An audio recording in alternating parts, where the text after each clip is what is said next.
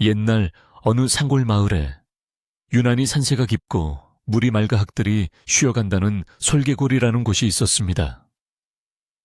이곳은 사방이 높은 산으로 둘러싸여 있어 해가 늦게 뜨고 일찍 지는 탓에 마을 사람들은 부지런하지 않으면 하루를 온전히 살아내기 힘든 곳이었습니다.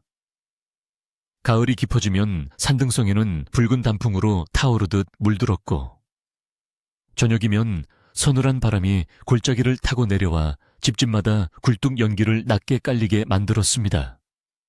그 평화롭고 고요한 풍경 속에는 사람들의 마음을 짠하게 만드는 이야기 하나가 숨쉬고 있었는데, 그것은 바로 효명이라는 젊은이가 병든 아버지를 지극정성으로 모시는 모습이었습니다. 마을 어귀에 들어서는 바람 소리조차 효명의 깊은 효심을 알고 조심스럽게 지나간다는 말이 돌 정도로, 그의 이야기는 이 첩첩산 중 마을의 자랑이자 아픔이기도 했습니다. 효명은 30이 차에 되지 않은 건장한 청년이었지만 그의 어깨는 늘 무언가를 짊어진 듯 묵직하게 내려앉아 있었습니다. 그는 어려서 어머니를 여의고 아버지와 단둘이 살아왔는데, 아버지는 젊은 시절 산에서 나무를 하다가 굴러떨어지는 사고를 당한 후로 하반신을 전혀 쓰지 못하게 되었습니다. 처음에는 지팡이를 짚고 간신히 움직일 수 있었으나 세월이 흐르면서 병세는 더욱 악화되어 이제는 손가락 하나 까딱할 수 없는 전신 마비 상태가 되고 말았습니다. 말조차 제대로 할 수 없어 그저 눈빛으로만 의사를 표현하는 아버지를 보며 효명은 자신의 젊음이나 장래 따위는 모두 잊은 채 오로지 아버지의 손과 발이 되어 살아가는 것을 천명으로 여겼습니다. 그의 하루는 동이 트기 전 아버지의 굳은 몸을 주무르는 것으로 시작되었습니다. 솔개골의 아침은 차가운 이슬과 함께 찾아왔고, 효명의 낡은 초가집 마당에는 언제나 정갈한 기운이 감돌았습니다. 효명은 낡아서 삐걱거리는 문을 조심스럽게 열고 들어가 밤새 굳어버린 아버지의 팔다리를 따뜻한 물수건으로 닦아내며 혈기를 돌게 했습니다. 아버지의 몸은 앙상하게 마르고 피부는 종잇장처럼 얇아져 있어서 행여나 상처라도 날까봐 효명은 거친 자신의 손을 몇 번이고 비벼 부드럽게 만든 뒤에야 아버지의 몸에 손을 대곤 했습니다. 아버지는 미안함과 고마움이 뒤섞인 눈빛으로 아들을 바라보았지만 효명은 그럴 때마다 환하게 웃으며 아버지에게 오늘 날씨가 얼마나 좋은지, 마당 감나무에 감이 얼마나 붉게 익었는지를 조잘조잘 이야기하며 아버지의 마음을 편안하게 해주려 애썼습니다. 그것은 단순한 수발이 아니라 세상과 단절된 아버지에게 바깥 세상의 생기를 불어넣는 의식이었습니다. 아버지를 씻기고 나면 효명은 부엌으로 들어가 보리쌀을 한 줌 씻어 묽은 죽을 쑤었습니다.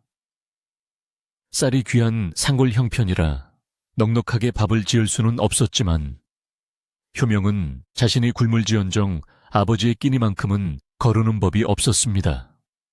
정성스럽게 쑤어낸 죽을 식지 않게 사기 그릇에 담아 방으로 가져가면 아버지는 입을 벌리는 것조차 힘겨워했지만 아들이 주는 정성을 거절할 수 없어 아주 천천히 죽을 삼켰습니다. 한 숟가락 한 숟가락. 아버지가 목으로 넘기는 소리를 들을 때마다 효명은 가슴 깊은 곳에서 안도감을 느꼈습니다.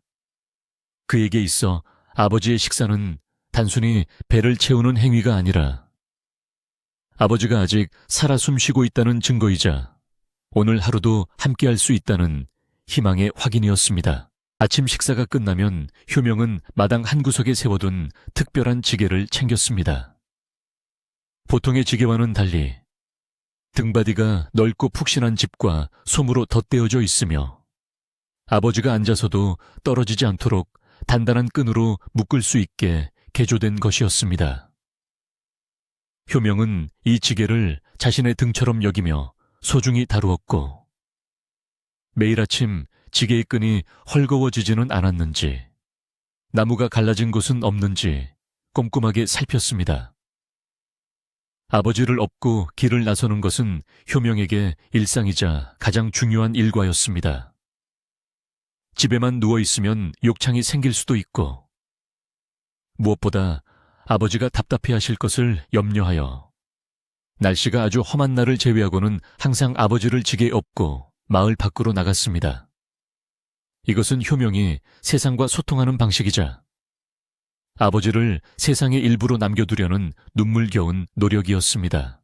효명이 아버지를 지게에 태우는 과정은 마치 경건한 의식을 치르는 것처럼 조심스럽고 신중했습니다. 먼저 아버지의 몸을 부드러운 이불로 감싼 뒤 자신이 무릎을 꿇고 앉아 등 뒤로 아버지를 조심스럽게 밀착시켰습니다. 그리고는 천천히, 아주 천천히 허리에 힘을 주어 일어났는데, 이때 아버지의 무게가 효명의 등 전체로 전해져 왔습니다. 그 무게는 결코 가볍지 않았으나 효명은 그 묵직함을 통해 아버지의 존재를 확인하며 오히려 힘을 얻곤 했습니다. 아버지가 지게 위에서 편안하게 자리를 잡았는지 확인한 후 효명은 집신끈을 단단히 동여매고 살인문을 나섰습니다. 등 뒤에서 들려오는 아버지의 거친 숨소리는 효명의 발걸음을 재촉하는 박자가 되었고, 두 사람은 그렇게 한 몸이 되어 세상 속으로 걸어 들어갔습니다. 마을로 내려가는 길은 울퉁불퉁한 흙길이었지만 효명은 돌부리 하나도 놓치지 않고 피하며 걸음을 옮겼습니다. 혹여나 발을 헛디뎌 지게가 흔들리면 아버지가 놀라실까봐 그는 땅만 보고 걷는 버릇이 생겼습니다. 길가에 핀 들꽃이나 붉게 물든 단풍을 보며 아버지, 저기 쑥부쟁이가 참 예쁘게 피었습니다. 라고 말해주는 것도 잊지 않았습니다. 비록 아버지는 대답 대신 끙하는 앓는 소리를 낼 뿐이었지만 효명은 아버지가 자신의 말을 다 듣고 계신다고 믿었습니다. 가끔 산새가 지저귀면 멈춰서서 소리를 듣게 해주었고, 시원한 바람이 불면 아버지가 바람을 느낄 수 있도록 천천히 걸었습니다. 효명의 등은 아버지에게 세상의 전부였고, 효명의 다리는 아버지의 다리였습니다. 마을 장터에 도착하면 사람들의 시선이 두 사람에게 쏠렸습니다. 개 중에는 효명의 지극한 정성을 칭찬하며 혀를 차는 노인들도 있었고, 젊은 나이에 제 앞가림도 못하고 병든 아비만 업고 다닌다며 수군거리는 이들도 있었습니다. 하지만 효명은 사람들의 시선에 아랑곳하지 않았습니다. 그는 장터 한 구석에 자리를 잡고 앉아 지나가는 사람들에게 머리를 조아리며 국어를 시작했습니다. 지나가시는 어르신들, 병드신 제 아버지가 드실 죽 한 그릇만 줍쇼. 은혜는 잊지 않겠습니다. 그의 목소리는 비굴하지 않았고 오히려 당당하고 절박했습니다. 그는 자신의 배를 채우기 위해서가 아니라 오로지 아버지의 생명을 이어가기 위해 고개를 숙이는 것이었기에 부끄러움이 없었습니다. 장날이면 장터 국밥집. 주인 아주머니는 을에 먹다 남은 것이라며 따뜻한 국밥 한 그릇을 내어주곤 했습니다. 사실 그것은 남은 음식이 아니라 효명이 올 것을 알고 미리 따로 담아둔 새 음식임을 효명도 알고 있었습니다. 아주머니는 효명의 손을 잡으며 젊은 사람이 고생이 많네. 그래도 자네 덕에 아비가 저리 살아있는 게야. 라며 위로의 말을 건넸습니다. 그럴 때면 효명은 울컥 치솟는 눈물을 삼키며 감사 인사를 올렸습니다. 세상이 아무리 각박하다 해도 아직은 따뜻한 온기가 남아있음을 느끼는 순간이었습니다. 효명은 받은 국밥을 호호 불어 식힌 뒤 숟가락으로 떠서 지게에 앉은 아버지의 입에 넣어드렸습니다. 아버지가 국물을 삼키며 짓는 희미한 표정 변화를 보며 효명은 그제야 자신의 허기를 느꼈습니다. 하지만 모든 날이 장날처럼 넉넉한 것은 아니었습니다. 어떤 날은 하루 종일 국어를 해도 찬밥 한 덩이 얻지 못할 때도 있었고, 술 취한 행패꾼들에게 밀려나 넘어질 뻔한 적도 있었습니다. 그럴 때마다 효명은 재빨리 몸을 돌려 등 뒤에 아버지를 보호했고, 자신의 무릎이 깨지고 손바닥이 까져도 아버지의 안위만을 살폈습니다. 사람들의 냉대와 멸시가 가슴을 후벼 팔 때도 있었지만 효명은 등 뒤에 엎인 아버지의 천을 느끼며 마음을 다잡았습니다. 내가 무너지면 아버지는 끝이다. 내가 아버지의 성벽이 되어야 한다. 그는 속으로 수천 번 되뇌며 다시 일어섰습니다. 그의 헌신은 단순한 의무감을 넘어 아버지에 대한 깊은 사랑과 연민에서 우러나온 것이었습니다. 어느 늦가을 오후, 갑자기 하늘이 어두워지더니 찬비가 내리기 시작했습니다. 효명은 서둘러 준비해둔 낡은 도롱이를 꺼내 아버지에게 씌우고 자신은 비를 맞으며 집으로 향했습니다. 비에 젖은 흙길은 미끄러웠고 날은 금세 어둑어둑해져 한치 앞을 분간하기 힘들었습니다. 효명은 혹시나 미끄러질까봐 온몸에 힘을 주고 한 발 한 발 신중하게 내디뎠습니다. 등 뒤에서는 차가운 빗방울에 놀란 아버지가 몸을 떨고 있었습니다. 효명은 조금만 참으세요. 아버지, 거의 다 왔습니다. 라고 끊임없이 말하며 걸음을 재촉했습니다.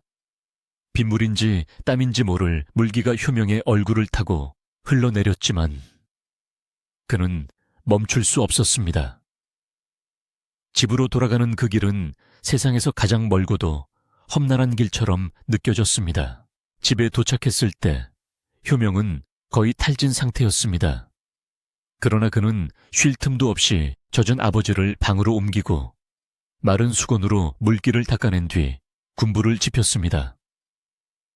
따뜻한 아랫목에 아버지를 눕히고 나서야 효명은 젖은 옷을 갈아입고 숨을 돌릴 수 있었습니다. 방 안온기가 돌기 시작하자 아버지는 긴장이 풀린 듯 깊은 잠에 빠져들었습니다. 효명은 잠든 아버지의 얼굴을 물끄러미 바라보았습니다. 깊게 패인 주름과 하얗게 센 머리카락, 그리고 앙상하게 마른 볼이 촛불에 비쳐 더욱 애처롭게 보였습니다. 옛날 산을 호령하며 건장했던 아버지의 모습은 이제 기억 속에서만 존재했습니다. 효명은 아버지가 가엾어서, 그리고 자신이 해줄 수 있는 것이 너무나 부족해서 소리 없이 눈물을 흘렸습니다. 겨울이 다가오고 있다는 사실은 효명에게 큰 두려움이었습니다. 상골의 겨울은 혹독하기 그지없었고 눈이라도 많이 내리면 며칠씩 고립되기 일쑤였습니다. 땔감도 부족하고 먹을 양식도 넉넉지 않은 상황에서 과연 이번 겨울을 무사히 넘길 수 있을지 걱정이 태산 같았습니다. 무엇보다 아버지의 건강이 날로 나빠지고 있어 찬바람이 불기 시작하면 기침이 잦아지고 숨소리가 거칠어졌습니다. 효명은 밤마다 잠든 아버지 곁에서 밤을 새우며 제발 겨울이 더디 오기를, 눈이 조금만 내리기를 기도했습니다. 그의 기도는 간절했지만 자연의 섭리는 거스를 수 없는 법이라 바람은 날이 갈수록 매서워졌습니다. 그러던 어느 날 마을 우물가에서 아낙네들이 나누는 이야기를 듣게 되었습니다. 도성에서 큰 관리가 내려왔는데 그가 인재를 찾고 있다는 소문이었습니다. 학식 있고 덕망 있는 젊은이를 뽑아 한양으로 데려가 큰 벼슬을 내린다는 말이었습니다. 효명은 어렸을 때 서당에서 글을 배워 제법 학식이 있었고 마을 사람들도 그의 영특함을 알고 있었기에 누군가 효명이가 가면 딱일 텐데 그놈의 효심 때문에 발목이 잡혔네 라고 말하는 소리가 들려왔습니다. 효명은 그 말을 못 들은 척 물동이를 채워 서둘러 자리를 떴습니다. 벼슬이나 출세는 그에게 먼 나라 이야기일 뿐 지금 당장 아버지에게 먹일 약 한 제가 더 절실했기 때문입니다. 하지만 그 소문은 바람을 타고 점점 더 효명의 집 근처까지 다가오고 있었습니다. 효명은 집으로 돌아와 마당에 쌓아둔 땔감을 정리하며 복잡한 마음을 다스렸습니다. 사실 그도 가끔은 꿈을 꾸었습니다. 남들처럼 과거를 보고 관복을 입고 훌륭한 관리가 되어 세상을 호령하는 꿈을. 하지만 현실로 돌아오면 그 꿈은 사치에 불과했습니다. 그에게는 지켜야 할 아버지가 있었고 아버지를 두고 떠나는 것은 상상조차 할 수 없는 일이었습니다. 그는 도끼질에 힘을 실어 잡념을 쪼개버리듯 장작을 팼습니다. 탁, 탁. 나무 쪼개지는 소리가 산골의 정적을 깨우며 울려 퍼졌습니다. 땀이 흐르자 마음이 조금 가라앉는 듯 했습니다. 그는 자신이 있어야 할 곳은 화려한 도성이 아니라 바로 이 낡은 초가집 아버지 곁이라는 것을 다시금 되새겼습니다. 저녁이 되어 밥을 짓는데 부엌 아궁이 불빛이 유난히 붉게 타올랐습니다. 효명은 불꽃을 바라보며 생각에 잠겼습니다. 이번 겨울만 잘 넘기면 봄에는 나무를 캐다 팔아서 아버지 보약을 지어드려야지. 소박하지만 간절한 계획을 세우며 그는 미소를 지었습니다. 그때 방문 너머로 아버지의 심한 기침 소리가 들려왔습니다. 콜록, 콜록. 가슴 깊은 곳에서 끌어올리는 듯한 고통스러운 소리에 효명은 하던 일을 멈추고 급히 방으로 뛰어 들어갔습니다. 아버지는 얼굴이 붉게 상기된 채 숨을 몰아쉬고 있었습니다. 효명은 아버지의 등을 두드리며 아버지, 괜찮으세요? 물 좀 드시겠어요? 라고 물었지만 아버지는 고개를 젓기만 했습니다. 아버지의 기침이 잦아들자 효명은 아버지의 손을 꼭 잡았습니다. 거칠고 마른 손이었지만 그 손은 효명을 키워낸 위대한 손이었습니다. 아버지, 걱정 마세요. 제가 있잖아요. 제가 꼭 지켜드릴게요. 효명은 다짐하듯 말했습니다. 아버지는 눈가에 고인 눈물로 아들을 바라보며 마치 미안하다. 나 때문에 네가 고생이구나 라고 말하는 듯 했습니다. 효명은 고개를 저으며 아버지의 이마에 맺힌 땀을 닦아주었습니다. 방 안에는 낡은 문틈으로 들어온 찬바람이 맴돌았지만 두 사람 사이에는 그 무엇보다 뜨거운 가족애가 흐르고 있었습니다. 밤은 깊어가고 산짐승 울음소리가 멀리서 들려왔습니다. 다음 날 효명은 여느 때와 다름없이 아버지를 지게에 업고 길을 나섰습니다. 그런데 마을 분위기가 평소와 달랐습니다. 낯선 관복을 입은 사람들이 마을 곳곳을 돌아다니고 있었고 촌장은 안절부절 못하며 그들을 안내하고 있었습니다. 사람들은 웅성거리며 효명을 힐끔거렸습니다. 저기 오네, 효자 효명이. 누군가 작게 속삭이는 소리가 들렸습니다. 효명은 불길한 예감을 느꼈지만 내색하지 않고 걸음을 옮겼습니다. 그때 화려한 가마 한 채가 그들의 앞을 막아섰습니다.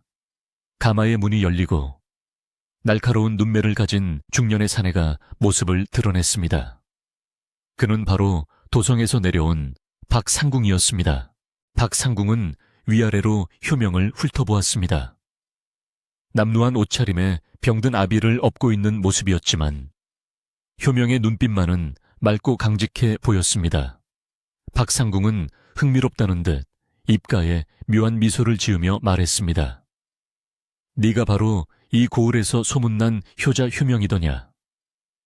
그의 목소리에는 위엄이 서려 있었지만 어딘가 모르게 차가운 기운이 느껴졌습니다. 효명은 조용히 고개를 숙여 예를 표했습니다. 예, 그러합니다만 뉘신지요. 효명의 물음에 박상궁 옆에 있던 하인이 큰 소리로 외쳤습니다. 이분은 한양에서 오신 박상궁 대감마님이시다.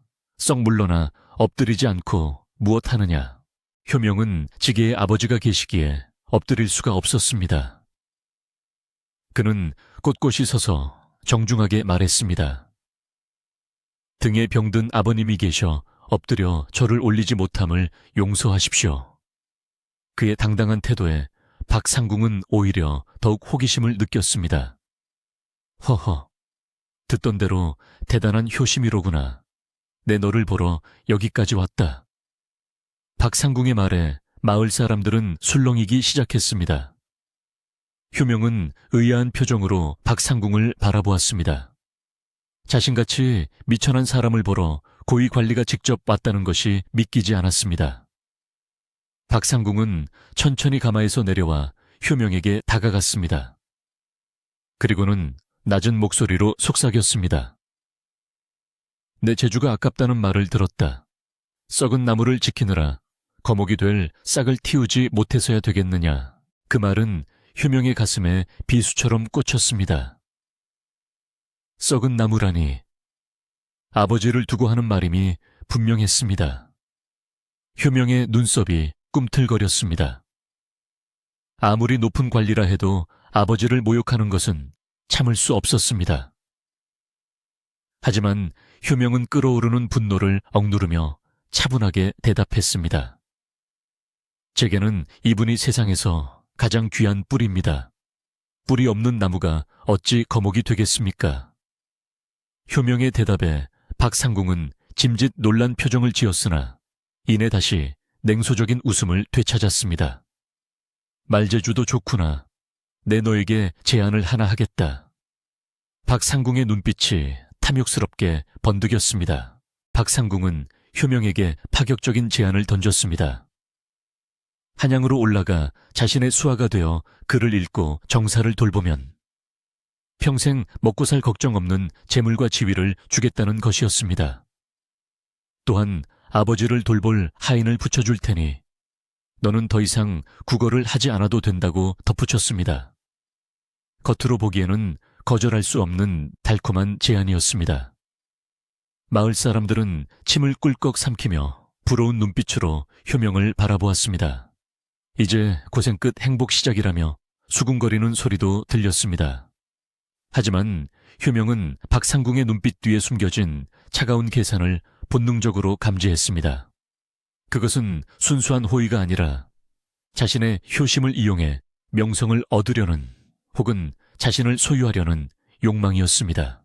효명은 잠시 침묵했습니다. 등 뒤에 아버지가 불안한 듯 꼼지락거리는 것이 느껴졌습니다.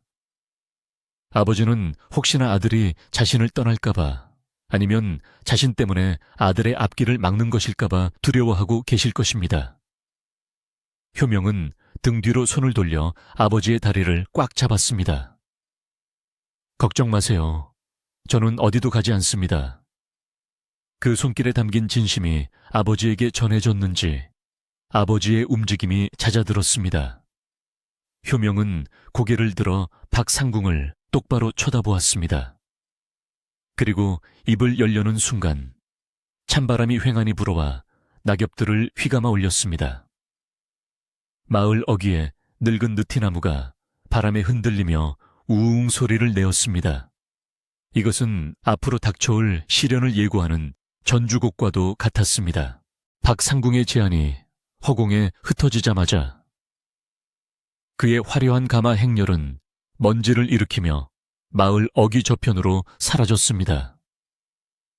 하지만 그가 남기고 간 말은 마치 보이지 않는 족쇄처럼 효명의 발목을 무겁게 붙잡았습니다.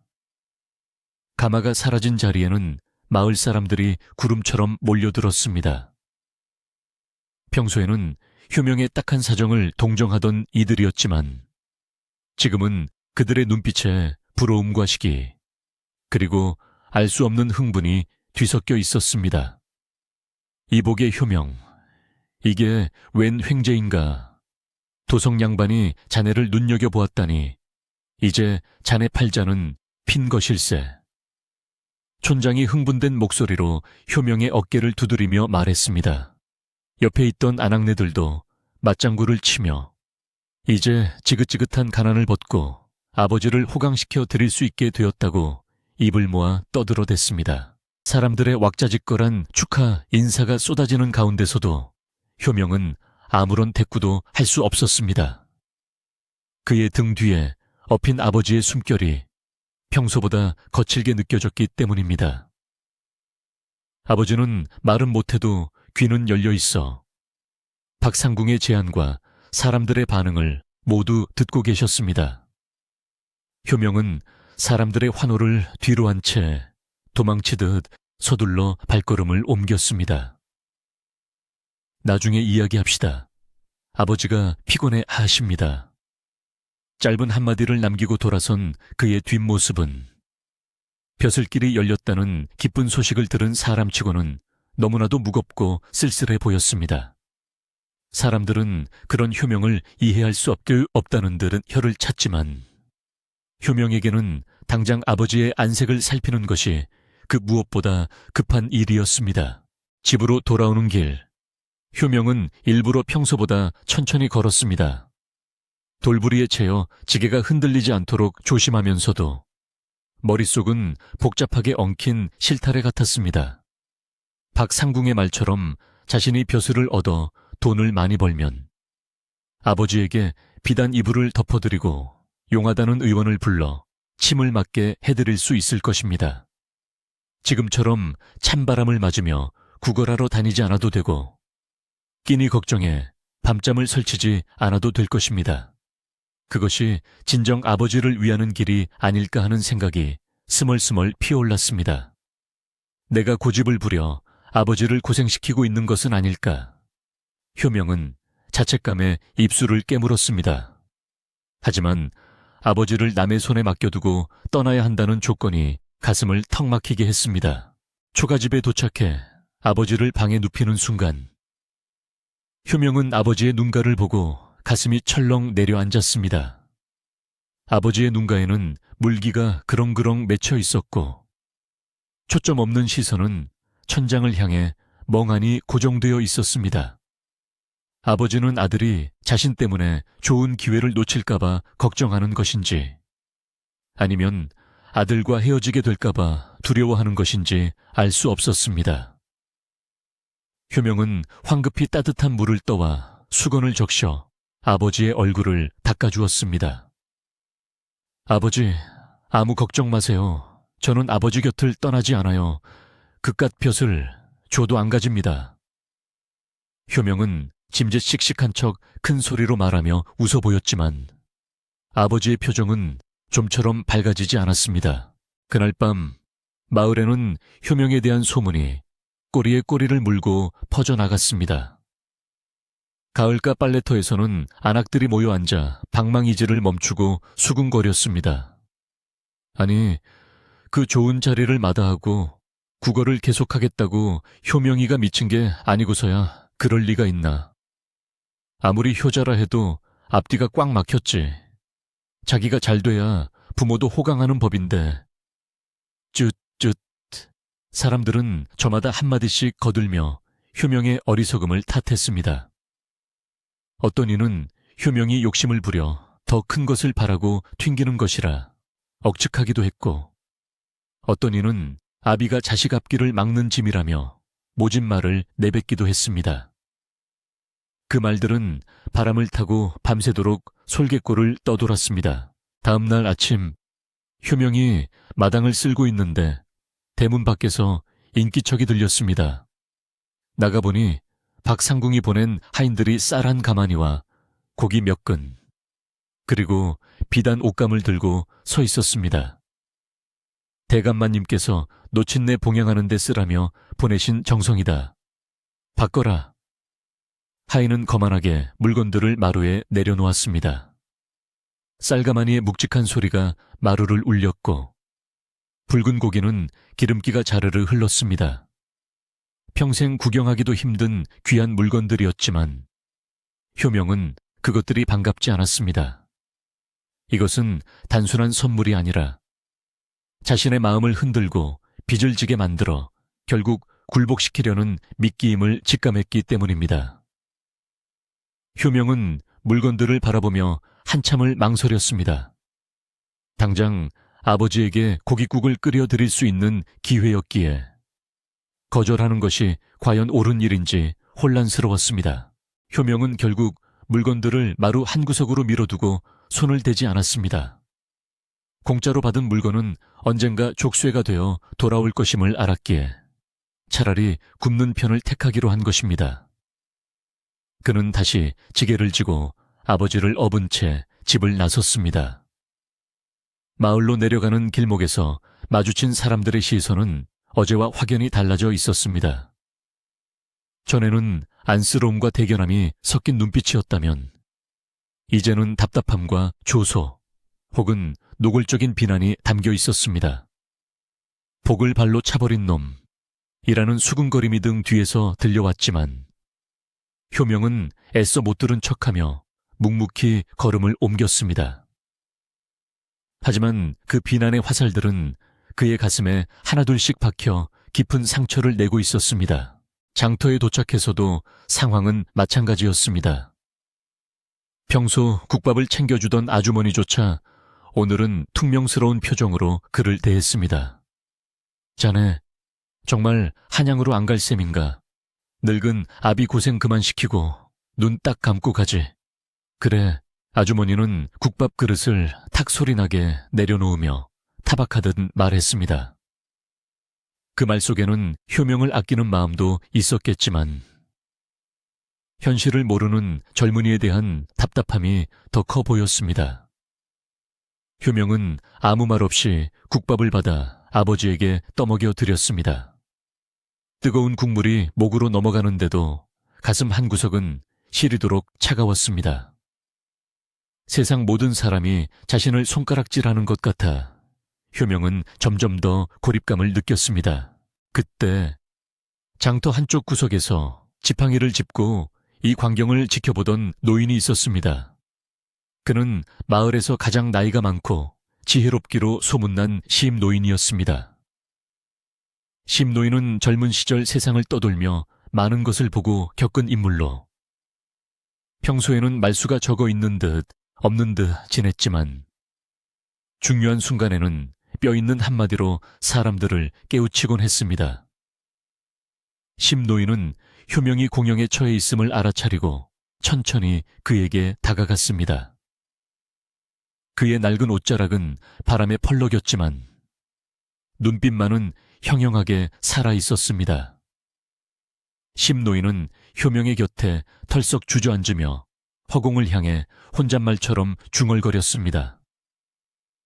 화려한 깃털을 가진 새가 반드시 높이 나는 것은 아니지. 효명은 깜짝 놀라 고개를 돌려 심노인을 바라보았습니다.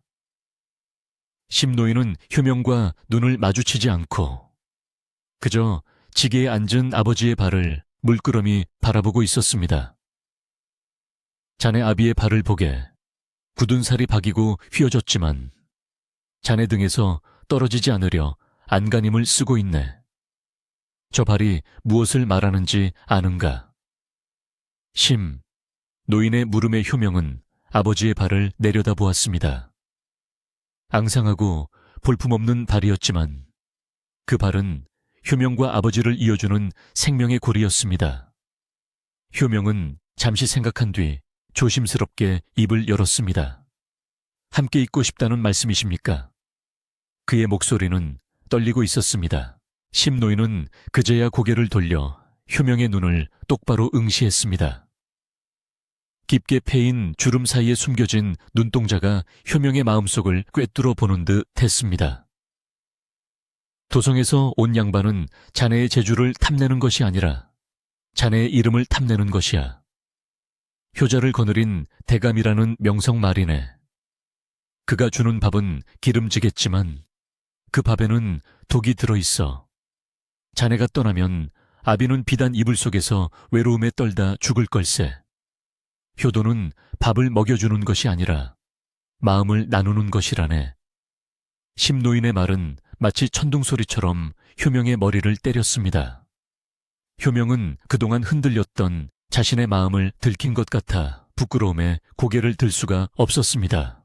심노인은 지팡이로 땅을 툭툭 치며 말을 이었습니다. 세상 사람들은 눈에 보이는 것만 줬지.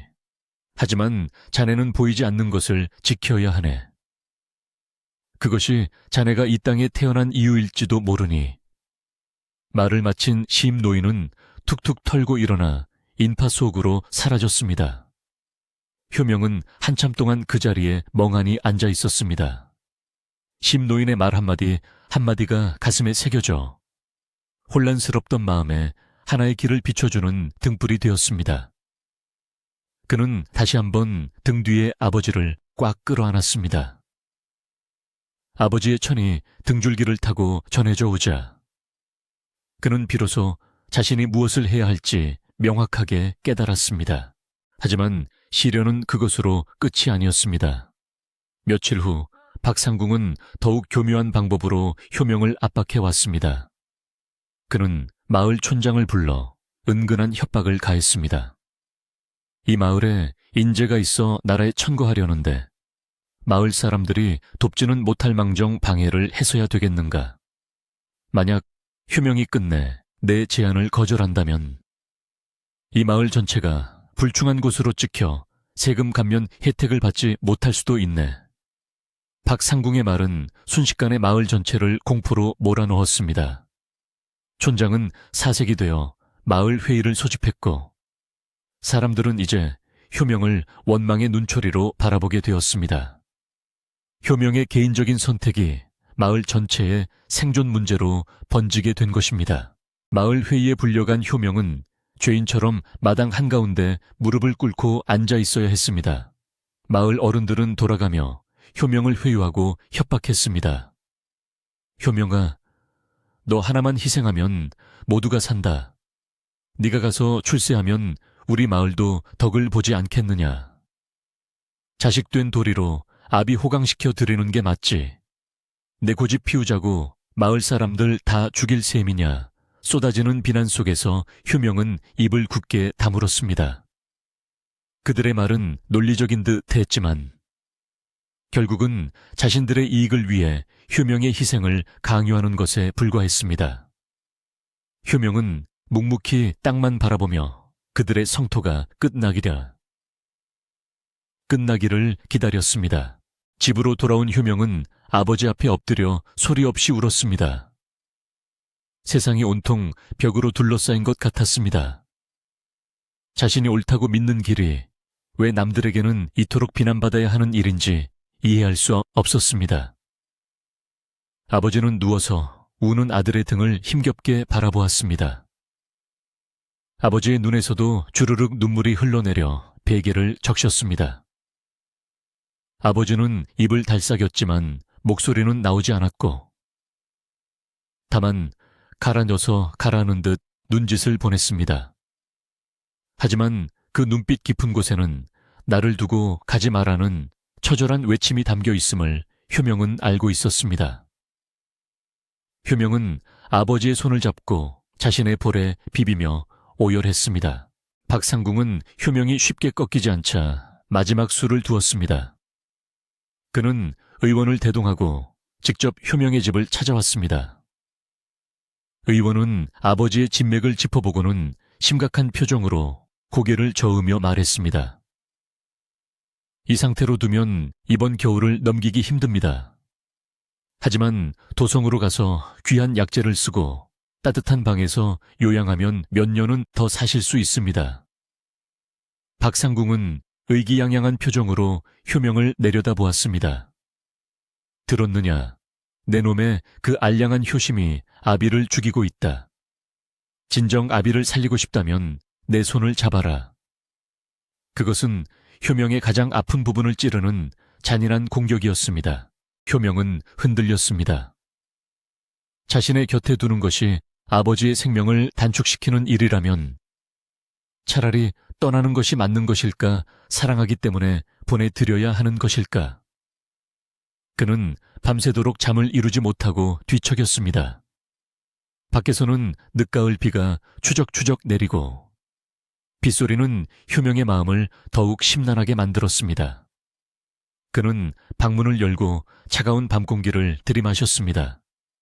멀리서 개 짖는 소리가 들리고 세상은 온통 어둠에 잠겨 있었습니다. 그는 어둠 속에서 아버지의 숨소리에 귀를 기울였습니다. 규칙적이지만 약한 그 숨소리가 언제 멈출지 모른다는 공포가 그를 엄습했습니다. 그때 부엌 쪽에서 달그락거리는 소리가 났습니다. 놀란 효명이 가보니 쥐 한 마리가 쌀독 주변을 맴돌고 있었습니다. 쌀독은 거의 바닥을 드러내고 있었습니다. 효명은 쥐를 쫓아내고 텅 빈 쌀독을 들여다보았습니다. 자신의 무능력이 뼈저리게 느껴지는 순간이었습니다. 박상궁이 주고 간 쌀가마니가 마루에 그대로 놓여 있었습니다. 저 쌀이면 아버지가 며칠은 배불리 드실 수 있을 텐데. 효명은 쌀가마니에 손을 뻗었다가 화들짝 놀라 다시 거두었습니다. 그 쌀에 손을 대는 순간 자신은 영혼을 파는 것이나 다름없다는 생각이 들었습니다. 그는 다시 방으로 돌아와 아버지 곁에 누웠습니다. 다음 날 새벽, 효명은 결단을 내린 듯 비장한 표정으로 일어났습니다. 그는 정성스럽게 아버지를 씻기고 새 옷으로 갈아입혔습니다. 그리고 지게를 꼼꼼히 점검했습니다. 그는 박상궁에게 가서 굴복하는 것이 아니라 자신만의 방식으로 아버지의 생명을 지키겠다고 다짐했습니다. 아버지, 오늘 날씨가 참 좋습니다. 우리 조금 멀리 나들이를 갈까요? 효명은 짐짓 밝은 목소리로 말했습니다. 아버지는 아들의 눈빛에서 비장함을 읽었는지 조용히 눈을 감았다 떴습니다. 효명은 아버지를 업고 대문을 나섰습니다. 그의 발걸음은 그 어느 때보다 단단하고 힘찼습니다. 마을 어귀에는 벌써 박상궁의 하인들이 진을 치고 감시하고 있었습니다. 그들은 효명이 어디로 가는지 끈질기게 따라붙었습니다. 효명은 그들을 무시하고 산 쪽으로 방향을 틀었습니다. 산속 깊은 곳에 있는 약초를 캐러 가는 길이었습니다. 사람들이 가지 않는 험한 길이었지만 그곳에는 아버지의 기침을 멎게 할 귀한 도라지와 잔대가 자라고 있었습니다. 하인들은 험한 산길을 따라오다 지쳐 떨어져 나갔고 효명은 홀로 산을 오르며 거친 숨을 몰아쉬었습니다. 등 뒤에 아버지가 춥지 않도록 계속해서 말을 걸며 그는 묵묵히 산을 올랐습니다. 산 정상 부근에 다다르자 탁 트인 하늘이 나타났습니다.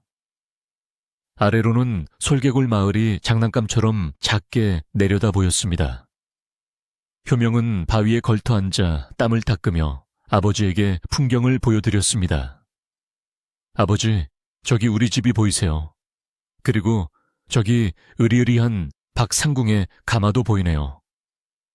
효명은 씁쓸한 웃음을 지었습니다. 하지만 아버지, 저는 여기가 더 좋습니다. 아버지와 함께 바람을 맞고 하늘을 볼 수 있는 이곳이 천국입니다. 남의 집 금방석보다 아버지 등 뒤의 지게가 제게는 더 편안합니다.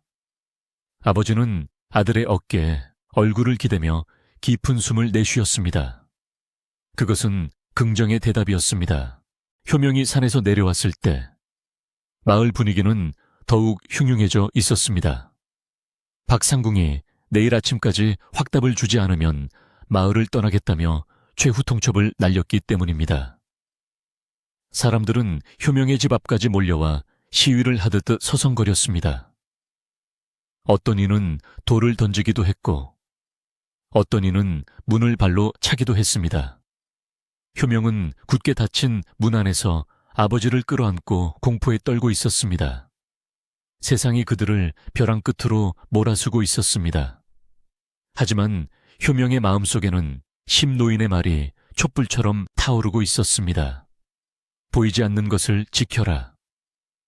효명은 내일 아침 모두의 앞에서 자신의 뜻을 명확히 밝히겠다고 결심했습니다. 그것이 어떤 파장을 불러오든 이제는 피할 수 없는 싸움이 시작된 것입니다. 밤새 산바람이 거칠게 불어와 초가집 문풍지를 사정없이 흔들어 댔습니다. 그 소리는 마치 산짐승이 울부짖는 소리 같기도 하고 억울한 귀신이 하소연하는 소리 같기도 하여 효명은 밤새 한숨도 이루지 못했습니다. 마을 사람들의 냉담한 시선과 박상궁의 위협적인 태도가 꿈자리마저 뒤숭숭하게 만들었기 때문입니다. 아버지는 밤새 끙끙 앓는 소리를 내며 잠꼬대를 하셨는데 그 소리가 효명의 가슴을 후벼 파는 듯 했습니다. 효명은 뜬 눈으로 밤을 지새우며 날이 밝으면 닥쳐올 거대한 파도를 어떻게 넘어야 할지 끊임없이 고민했습니다.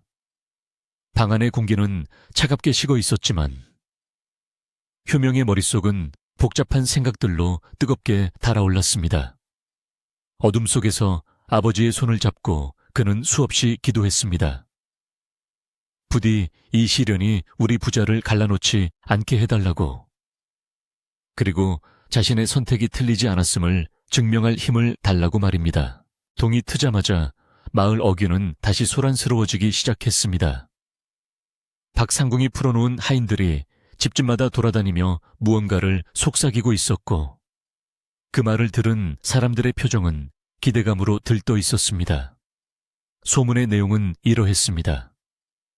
한양에서 용하기로 소문난 신의가 이번에 박상궁 대감을 따라 내려와 인근 고을에 머물고 있다더라.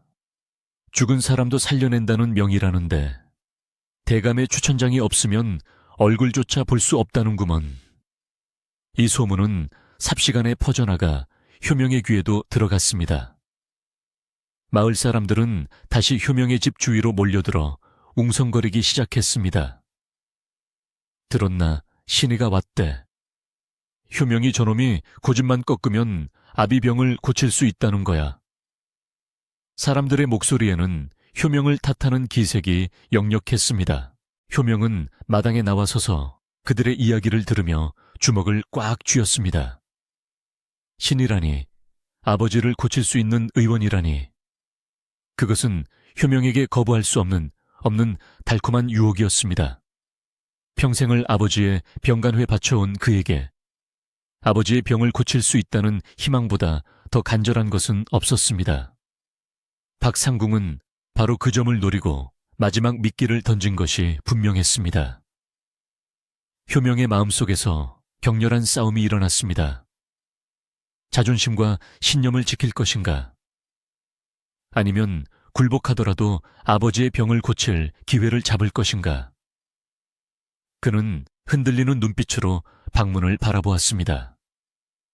방 안에는 아무것도 모른 채 누워 계신 아버지가 있었습니다. 만약 저 소문이 사실이라면 자신이 고집을 피우는 것이야말로 불효가 아닐까 하는 생각이 그를 괴롭혔습니다. 그때 박상궁의 최측근인 집사가 거만하게 뒷짐을 지고 효명의 집 마당으로 들어섰습니다. 그는 낡은 툇마루를 더럽다는 듯 쳐다보며 효명에게 말했습니다. 대감마님께서 내 효심을 갸륵히 여겨 특별히 기회를 주시는 것이다. 오늘 정오까지 대감마님 앞에 와서 충성을 맹세하면 즉시 신의를 불러 내 아비의 병을 봐주도록 하겠다. 이것이 마지막 호인이라. 집사의 말은 단호했고 그 뒤에 숨겨진 오만함이 느껴졌습니다. 마을 사람들은 숨을 죽이고 효명의 대답을 기다렸습니다. 효명은 떨리는 목소리로 물었습니다. 정말로 아버님의 병을 고칠 수 있단 말입니까? 집사는 비웃듯 입꼬리를 올리며 대답했습니다. 대감마님께서 거짓말을 하실 분으로 보이느냐? 네가 하기 나름이다. 집사가 돌아가고 난 뒤 효명은 털썩 주저앉고 말았습니다. 너무나도 가혹한 선택이었습니다. 아버지를 살리기 위해 아버지 곁을 떠나야 한다니. 이 무슨 모순된 운명이란 말입니까? 그는 비틀거리는 걸음으로 방으로 들어갔습니다. 아버지는 깨어 계셨습니다. 초점 없는 눈동자가 천장을 향해 있었지만 아들이 들어오는 기척에 고개를 힘겹게 돌리셨습니다. 효명은 아버지의 앙상한 손을 잡고 울먹이며 말했습니다. 아버지, 들으셨지요? 한양에서 온 신의가 있답니다. 제가 눈 딱 감고 그 대감 밑으로 들어가면 아버지를 고쳐주신답니다. 저 어떻게 해야 해요? 효명의 눈물방울이 아버지의 손등 위로 뚝뚝 떨어졌습니다. 아버지는 아무 말도 할 수 없었지만 잡힌 손에 미세한 힘이 들어가는 것이 느껴졌습니다. 그리고 아버지의 눈에서 주르륵 눈물이 흘러내려 베개를 적셨습니다. 그 눈물은 아들의 고통을 함께 나누는 눈물이었고 동시에 아들에게 무언가를 호소하는 눈물이었습니다. 아버지는 눈을 깜빡이며 입술을 달싹였습니다. 소리 없는 입모양이 그렇게 말하는 듯 했습니다. 하지만 효명은 그것이 아버지의 진심인지 아니면 자식의 앞길을 걱정하는 부모의 마음인지 확신할 수 없었습니다. 효명은 아버지의 가슴에 얼굴을 묻고 소리 죽여 오열했습니다.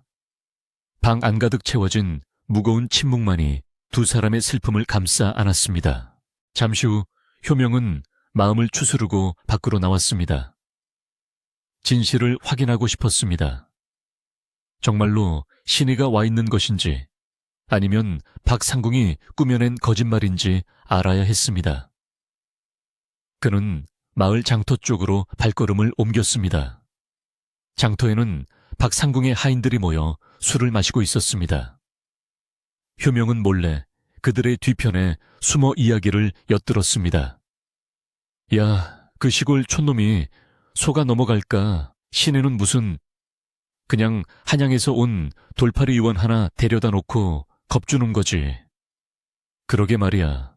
대감마님도 참 짓궂으셔.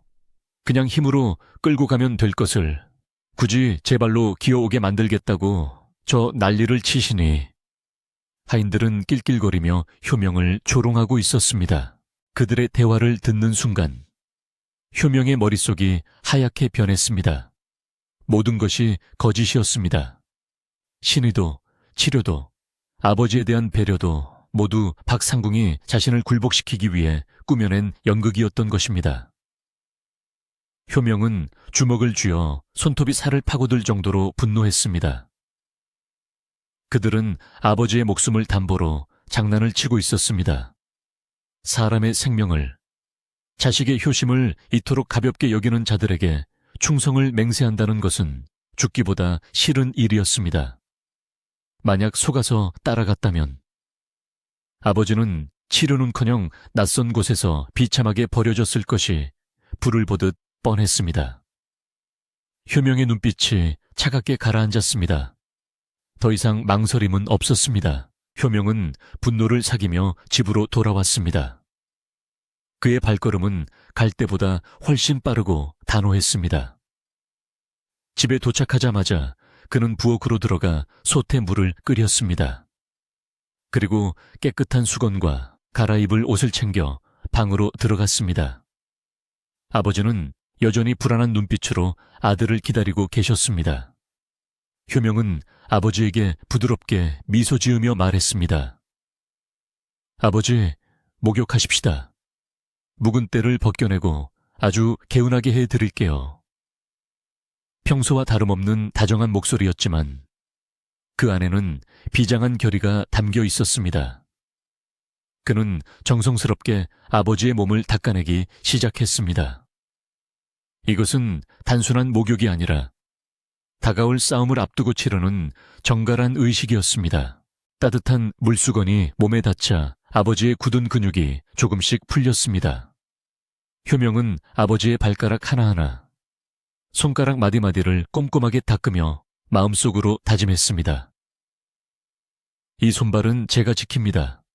그 누구도 아버지와 저를 갈라놓을 수 없습니다. 효명의 손길은 그 어느 때보다 섬세하고 조심스러웠습니다. 아버지는 아들의 손길에서 전해지는 굳은 의지를 느꼈는지 불안해하던 눈빛이 점차 편안해졌습니다. 비록 몸은 움직일 수 없었지만 아버지는 마음으로 아들을 응원하고 있었습니다. 효명은 목욕을 마친 아버지에게 가장 깨끗한 옷을 입혀드리고 머리를 단정하게 빗겨드렸습니다. 목욕을 마친 후 효명은 마당에 있는 지게를 손질했습니다. 밧줄을 다시 단단히 매고 등받이의 짚을 두툼하게 보강했습니다. 내일 아침 박상궁이 마을 사람들을 모두 모아놓고 자신의 대답을 듣겠다고 했습니다. 효명은 그 자리에서 당당하게 자신의 뜻을 밝힐 생각이었습니다. 숨거나 피하지 않고 모든 사람이 보는 앞에서 박상궁의 위선을 폭로하고 자신의 효심을 증명해 보이겠다고 결심했습니다. 지게를 손질하는 그의 손놀림에는 한치의 망설임도 없었습니다. 뚝, 뚝. 밧줄을 당기는 소리가 고요한 마당에 울려 퍼졌습니다. 그것은 마치 효명의 심장 소리처럼 힘차고 규칙적이었습니다. 저녁이 되자 마을 촌장이 찾아왔습니다. 촌장은 근심 가득한 얼굴로 효명의 손을 잡으며 말했습니다. 효명아, 내일 대답을 잘해야 한다. 안 그러면 우리 마을 전체가 큰 화를 입을 게야. 자네 하나만 눈 딱 감으면 모두가 편안해지지 않나. 촌장의 애원에도 효명은 흔들리지 않았습니다. 그는 차분한 목소리로 대답했습니다. 어르신, 걱정 마십시오. 제가 알아서 다 해결하겠습니다. 마을에 피해가 가는 일은 없을 겁니다. 효명의 눈빛이 너무나도 확고하여 촌장은 더 이상 말을 잇지 못하고 돌아섰습니다. 촌장의 뒷모습을 보며 효명은 씁쓸함을 느꼈지만 원망하지는 않았습니다. 그들은 그저 힘없는 백성일 뿐이었으니까요. 밤이 깊어지자 효명은 아버지 앞에 앉아 무릎을 꿇었습니다. 아버지, 내일은 사람들이 많이 모인 곳에 갈 겁니다. 시끄럽고 힘들지도 모르지만 저를 믿고 참아주세요. 제가 아버지의 귀가 되고 눈이 되어 드리겠습니다. 아버지는 아들을 지그시 바라보았습니다. 그 눈빛은 예전처럼 흔들리지 않았습니다. 오히려 아들에 대한 깊은 신뢰와 사랑이 담겨 있었습니다.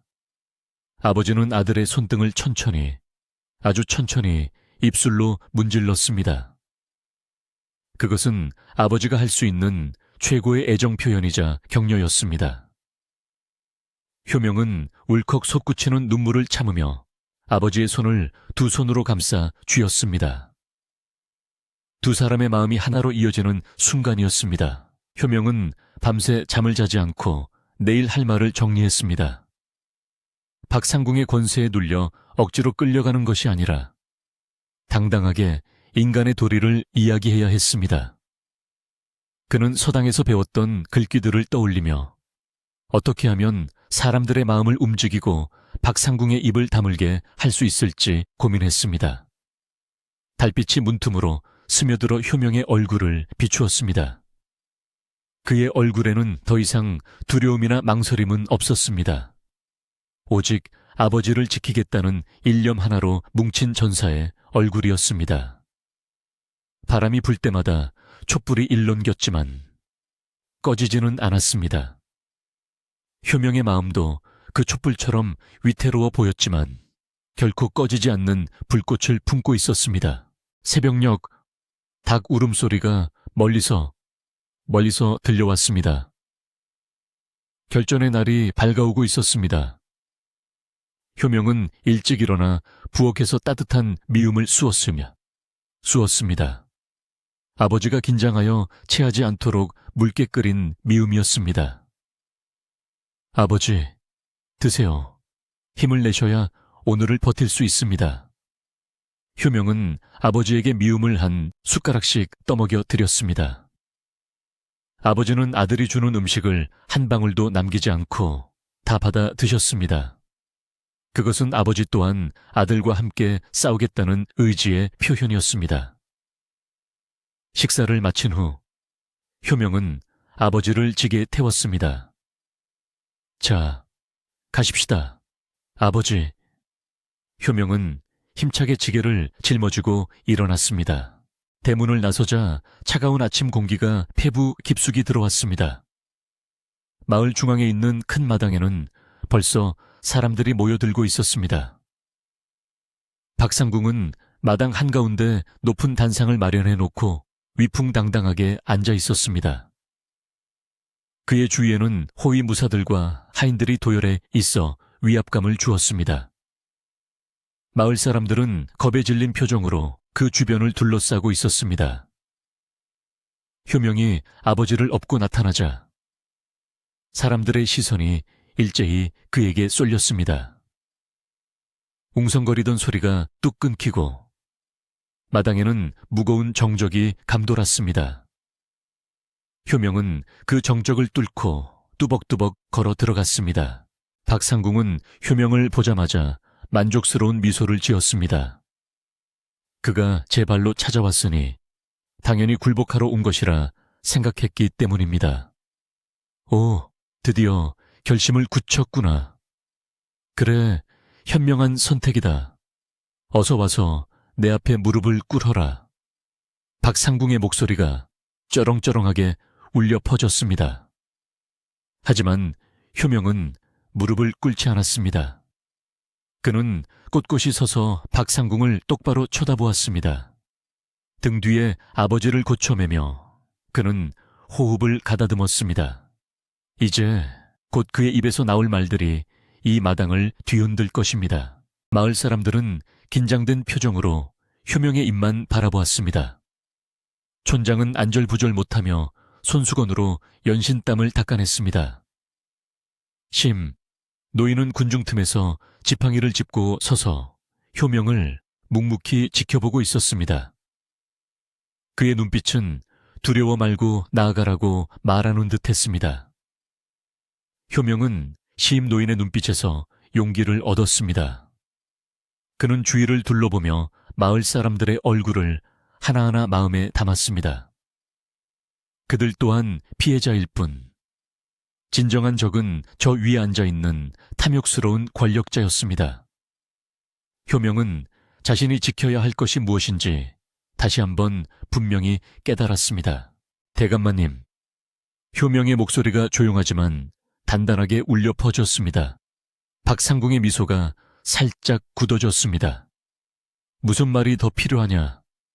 어서 맹세하고 신의를 만나러 가자꾸나. 박상궁이 재촉했습니다. 효명은 천천히 고개를 저었습니다.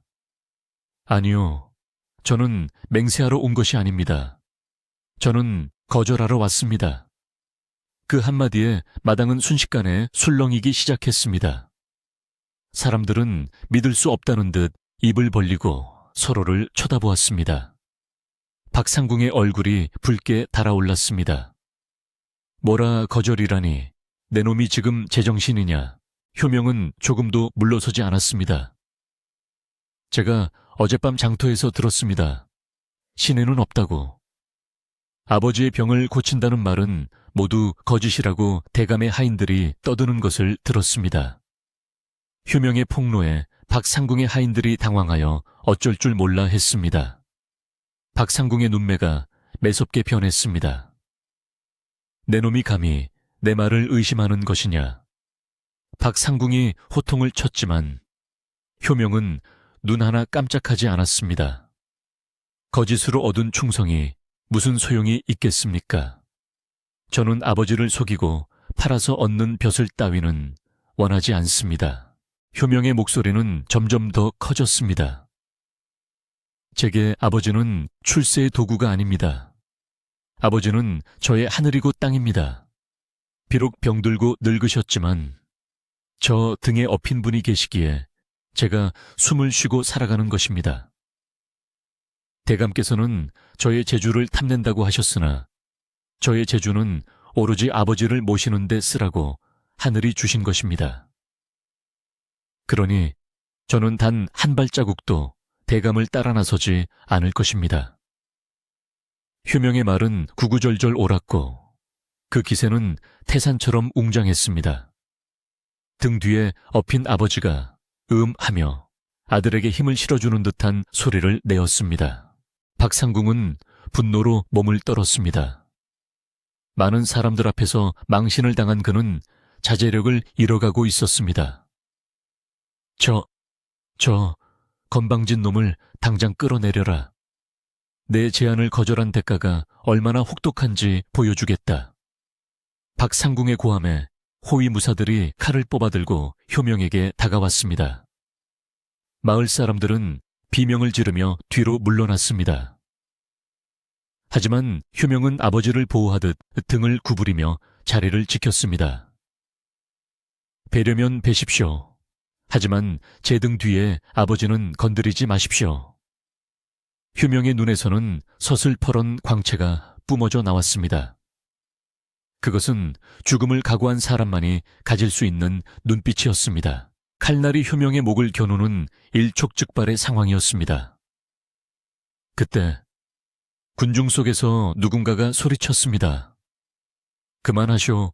하늘이 보고 있는데 천벌이 무섭지도 않소. 바로 심노인이었습니다. 심노인은 지팡이를 휘두르며 호위무사들의 앞을 가로막았습니다. 노인의 앙상한 몸이 칼날 앞에 섰지만 그의 위엄은 칼보다 날카로웠습니다. 그 용기에 감동한 마을 청년들이 하나둘씩 앞으로 나서기 시작했습니다. 맞아요. 효명이가 무슨 죄가 있습니까? 효자에게 칼을 겨누다니 이게 나라의 녹을 먹는 분이 할 짓입니까? 사람들의 분노가 들불처럼 번져나가기 시작했습니다. 박상궁은 당황했습니다. 힘없는 시골 무지렁이들이라고 생각했던 사람들이 이렇게 때로 덤벼들 줄은 몰랐던 것입니다. 효명의 진심이 사람들의 마음속에 잠들어 있던 양심을 깨운 것입니다. 칼을 든 무사들도 주춤거리며 뒤로 물러났습니다. 효명은 그 광경을 보며 가슴이 뜨거워졌습니다. 혼자가 아니었습니다. 진실한 마음은 통한다는 것을 확인하는 순간이었습니다. 이제 상황은 역전되었습니다. 박상궁은 고립되었고 효명과 마을 사람들은 하나가 되어 그와 맞서고 있었습니다. 바람이 불어와 효명의 옷자락을 날렸습니다. 이제 진정한 심판의 시간이 다가오고 있었습니다. 박상궁의 호위무사들이 칼을 거두지 못하고 주춤거리는 사이 마을 마당의 공기는 팽팽하게 당겨진 활시위처럼 긴장감으로 가득 찼습니다. 노인의 일갈과 마을 청년들의 기세에 눌린 무사들은 힐끔힐끔 박상궁의 눈치를 살폈습니다.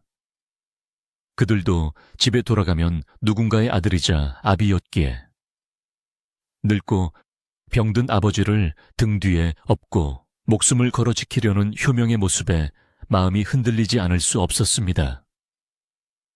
효명의 등 뒤에서 들려오는 아버지의 거친 숨소리는 마치 천둥소리처럼 그들의 양심을 두드렸습니다. 박상궁은 자신의 명령이 먹혀들지 않자 얼굴이 불그락부르락해지며 부채를 꽉 쥐어 부들부들 떨었습니다.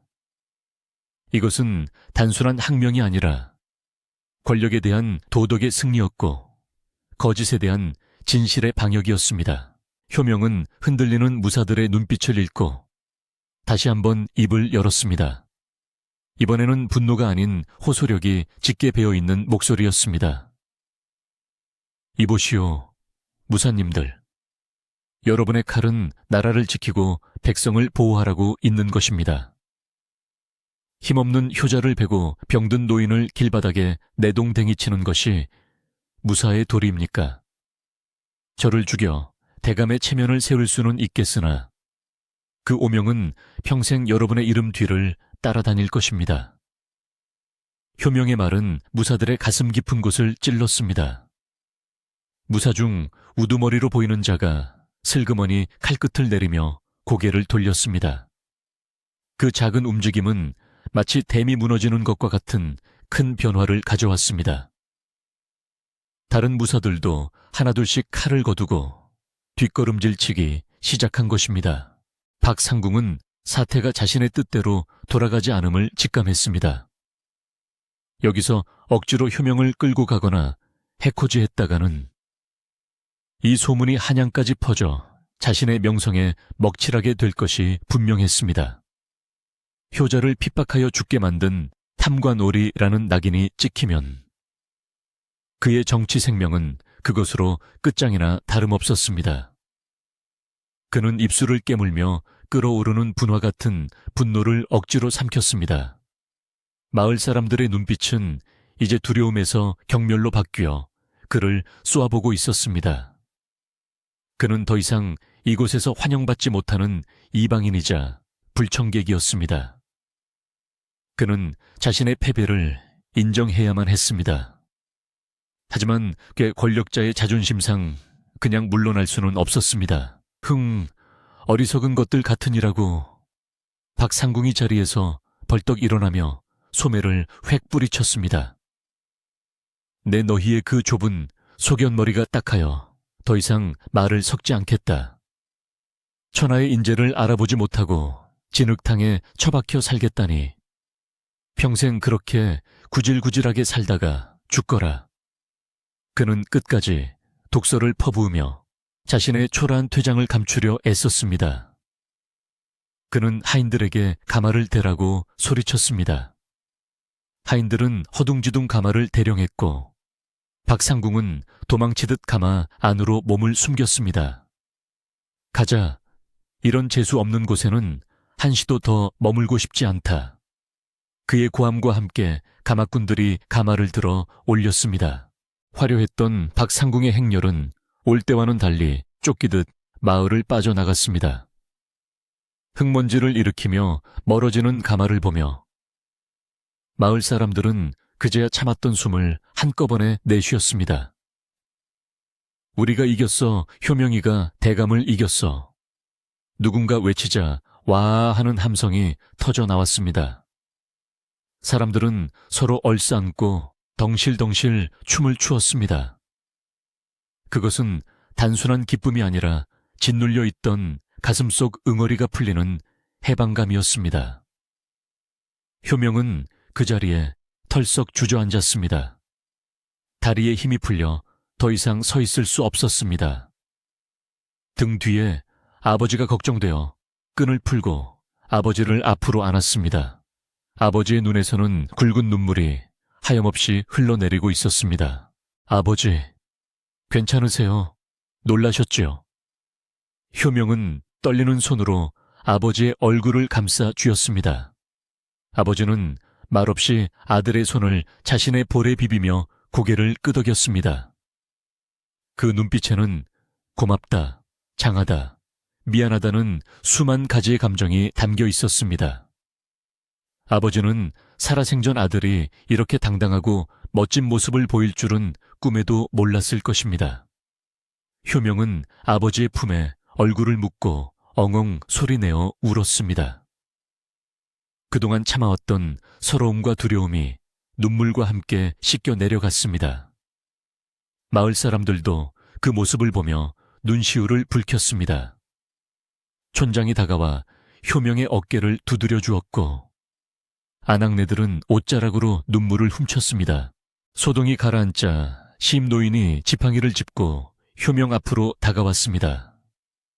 그는 인자한 미소를 지으며 효명의 머리를 쓰다듬었습니다. 자네가 진정한 거목일세. 오늘 자네는 단순히 아비를 지킨 것이 아니라 우리 마을의 자존심과 사람의 도리를 지켜냈네. 내 평생 자네처럼 용감한 효자는 처음 보았네. 노인의 칭찬에 효명은 부끄러워 고개를 숙였습니다. 아닙니다. 어르신과 마을 분들이 도와주지 않으셨다면 저는 아무것도 못했을 것입니다. 효명의 겸손한 말에 사람들은 더욱 감동하여 그를 칭송했습니다. 이제 효명은 마을의 골칫덩이가 아니라 마을의 영웅이자 자랑이 되었습니다. 마을 사람들은 미안한 마음에 어쩔 줄을 몰라 했습니다. 박상궁의 협박에 못 이겨 효명을 몰아세웠던 자신들이 부끄러웠던 것입니다. 효명아, 미안하다. 우리가 생각이 짧았다. 그래, 우리가 죽일 놈들이지. 자네 심정도 모르고 모진 소리를 했네. 사람들은 저마다 사과하며 효명의 손을 잡았습니다. 효명은 환하게 웃으며 고개를 저었습니다. 아닙니다. 모두 아버지를 살리고 마을을 위한 마음에서 그러신 것을 제가 왜 모르겠습니까? 다 지난 일입니다. 효명의 넓은 아량에 사람들은 다시 한번 감복했습니다. 훈훈한 기운이 마을 마당을 감싸 안았습니다. 그때 촌장이 큰 소리로 외쳤습니다. 자, 이러고 있을 때가 아니지. 우리 효명이가 맘고생하느라 집안 꼴이 말이 아닐 텐데. 우리가 가서 좀 도와줍시다. 쌀도 좀 걷고 땔감도 좀 해서 오늘 저녁에는 잔치라도 벌여야지 않겠소. 촌장의 제안에 사람들은 좋소 그럽시다 하며 흔쾌히 동의했습니다. 누가 시키지도 않았는데 사람들은 각자 집으로 달려가 쌀독을 털고 장작을 챙겨 효명의 집으로 모여들었습니다. 박상궁이 남기고 간 흉흉한 기운은 온데간데 없고 마을에는 다시금 따뜻한 인정이 넘쳐 흐르기 시작했습니다. 이것이야말로 솔개골의 진짜 모습이었습니다. 효명은 아버지를 다시 지게에 업고 집으로 향했습니다. 돌아가는 길은 올 때보다 훨씬 가볍고 포근했습니다. 길가에 핀 코스모스가 바람에 한들거리며 그들을 반겨주는 듯 했습니다. 집에 도착하자마자 마을 장정들이 달려들어 일을 시작했습니다. 이보게, 여기 지붕이 샜던데 내가 짚을 새로 엮어 올리겠네. 아궁기가 깨져서 연기가 났구먼. 내가 진흙을 개어 새로 발라줌세. 사람들은 마치 자신의 일처럼 팔을 걷어붙이고 나섰습니다. 뚝딱뚝딱 망치질 소리와 쓱쓱 톱질 소리가 경쾌한 음악처럼 울려 퍼졌습니다. 효명은 마당 한가운데 서서 그 광경을 바라보며 가슴이 벅차올랐습니다. 혼자 짊어졌던 짐을 마을 사람들이 나누어주고 있는 것 같았습니다. 아낙네들은 부엌을 차지했습니다. 각자 집에서 가져온 채소와 곡식으로 음식을 장만하느라 분주했습니다. 오늘 효명, 아버지 몸보신 좀 시켜드려야지. 국밥집 아주머니는 큼지막한 토종닭 한 마리를 잡아와 솥에 넣고 푹 삶았습니다. 구수한 닭백숙 냄새가 집 안가득 퍼지자 방 안에 누워있던 아버지의 코끝도 실룩거렸습니다. 효명은 방으로 들어가 아버지에게 말했습니다. 아버지, 냄새 좋지요. 오늘 마을 분들이 우리를 위해 잔치를 열어주신답니다. 아버지는 힘없는 미소를 지으며 눈을 깜짝였습니다. 그 평온한 표정을 보니 효명은 비로소 모든 싸움이 끝났음을 실감할 수 있었습니다. 해질 역이 되자 효명의 집 마당은 마을 사람들로 가득 찼습니다. 멍석이 깔리고 푸짐한 음식이 차려졌습니다. 닭백숙, 산나물 무침, 도토리묵, 그리고 햅쌀로 지은 고슬고슬한 밥까지. 임금님 수라상이 부럽지 않은 진수성찬이었습니다. 촌장은 막걸리 한 사발을 효명에게 건네며 말했습니다. 자, 한 잔 받게. 오늘 정말 고생 많았네. 이 술은 자네의 효심에 바치는 우리 마을의 마음일세. 효명은 두 손으로 공손히 술잔을 받았습니다. 감사합니다. 이 은혜는 평생 잊지 않고 갚겠습니다. 효명이 술을 한 모금 마시자 사람들은 박수를 치며 환호했습니다. 효명은 술잔을 내려놓고 가장 먼저 닭백숙 국물을 떠서 방으로 가져갔습니다. 아버지는 아직 식사를 하지 못하셨기 때문입니다. 방 안은 아궁이를 새로 고친 덕분에 훈훈한 온기로 가득했습니다. 효명은 아버지를 일으켜 앉히고 숟가락으로 국물을 떠서 호호 불어 드렸습니다. 아버지, 아주머니가 닭을 푹 고아서 아주 부드러워요. 한번 드셔보세요. 아버지는 입을 벌려 국물을 받아 드셨습니다. 오랜만에 맛보는 고기, 국물에 아버지의 얼굴에 화색이 돌았습니다. 맛있으세요? 효명의 물음에 아버지는 눈을 크게 뜨며 좋다는 표시를 했습니다. 그 모습을 본 효명은 안도감에 다시금 눈시울이 뜨거워졌습니다. 밖에서는 사람들의 웃음소리가 끊이지 않았습니다. 심노인은 사람들에게 옛날 이야기를 들려주고 있었고 아이들은 마당을 뛰어다니며 술래잡기를 했습니다. 달이 떠올라 마당을 은은하게 비추자 분위기는 더욱 무르익었습니다. 이것은 단순한 잔치가 아니라 마을 공동체가 다시 하나로 묶이는 화합의 장이었습니다. 효명은 방문을 활짝 열어 아버지가 마당의 풍경을 볼 수 있게 했습니다. 아버지는 누워서 사람들의 즐거운 모습을 지켜보며 마치 당신이 그 속에 있는 것처럼 편안해 보였습니다. 외톨이처럼 지냈던 지난날의 고독이 사람들의 온기로 치유되고 있었습니다. 한참 잔치가 무르익을 무렵 국밥집 아주머니가 들어와 효명의 손을 잡았습니다. 효명아, 내일 장날인데 나랑 같이 장에 가자. 내가 좋은 약재상을 아는데 자네 아버지 기침에 좋은 약을 싸게 주겠다고 약속했어. 그리고 우리 가게 남은 음식도 매일 챙겨줄 테니까 이제 굶지 말고 와서 가져가. 아주머니의 투박하지만 따뜻한 말에 효명은 고개를 숙여 감사 인사를 했습니다. 정말 감사합니다. 아주머니 덕분에 제가 삽니다. 아이고, 별소리를 다 하네. 사는 게 다 그런 거지. 서로 돕고 사는 게 사람 사는 맛 아니겠나.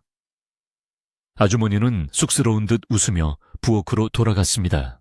밤이 깊어지자 사람들은 하나둘씩 집으로 돌아갔습니다. 효명아, 잘 자라. 내일 보세. 아버지 잘 모시고 무슨 일 있으면 바로 소리치고. 사람들은 따뜻한 인사말을 남기고 살인문을 나섰습니다. 북적거리던 마당은 다시 고요해졌지만 그 고요함은 예전의 적막함과는 달랐습니다. 꽉 채워진 듯 단 든든함과 따뜻함이 감도는 고요함이었습니다. 효명은 마당에 남아있는 흔적들을 정리하며 밤하늘을 올려다보았습니다. 수많은 별이 보석처럼 빛나고 있었습니다. 오늘따라 유난히 별이 밝고 가깝게 느껴졌습니다. 마치 돌아가신 어머니가 하늘에서 내려다보며 미소 짓는 것 같았습니다. 효명은 정리를 마치고 방으로 들어왔습니다. 아버지는 아직 잠들지 않고 아들을 기다리고 계셨습니다. 효명은 아버지의 이부자리를 봐드리고 옆에 누웠습니다. 아버지, 오늘 하루가 참 길었죠. 그래도 참 좋은 날이었습니다. 효명은 아버지의 손을 잡고 조용히 속삭였습니다. 아버지는 아들의 손을 꼭 잡으며 응답했습니다. 두 사람은 아무 말 없이 서로의 천을 느꼈습니다. 밖에서는 풀벌레 소리가 자장가처럼 들려왔습니다. 박상궁이 남기고 간 상처는 암으로 가고 있었고 그 자리에 더 단단한 새살이 돋아나고 있었습니다. 효명은 문득 낮에 심노인이 했던 말이 떠올랐습니다. 보이지 않는 것을 지켜야 한다. 그는 오늘 보이지 않는 것을 지켜냈습니다. 그것은 아버지에 대한 사랑이었고 인간으로서의 존엄이었으며 마을 사람들과의 신이었습니다. 그 가치들이 오늘 밤 그를 세상에서 가장 부유한 사람으로 만들어 주었습니다. 비록 몸은 고단하고 가진 것은 없었지만 마음만은 비단 옷을 입은 왕보다 더 풍요로웠습니다. 그는 아버지의 편안한 숨소리를 들으며 비로소 긴장을 풀고 눈을 감을 수 있었습니다. 다음 날 아침, 효명은 평소보다 늦게 눈을 떴습니다. 마당에는 벌써 햇살이 가득 들어와 있었습니다. 부엌으로 나가보니 어제 마을 사람들이 가져다 준 쌀과 반찬들이 수북하게 쌓여 있었습니다. 땔감도 창고 가득 채워져 있어 이번 겨울은 걱정 없이 날 수 있을 것 같았습니다. 효명은 쌀독을 열어보며 행복한 미소를 지었습니다. 하얀 쌀알들이 반짝거리며 그에게 인사를 하는 것 같았습니다.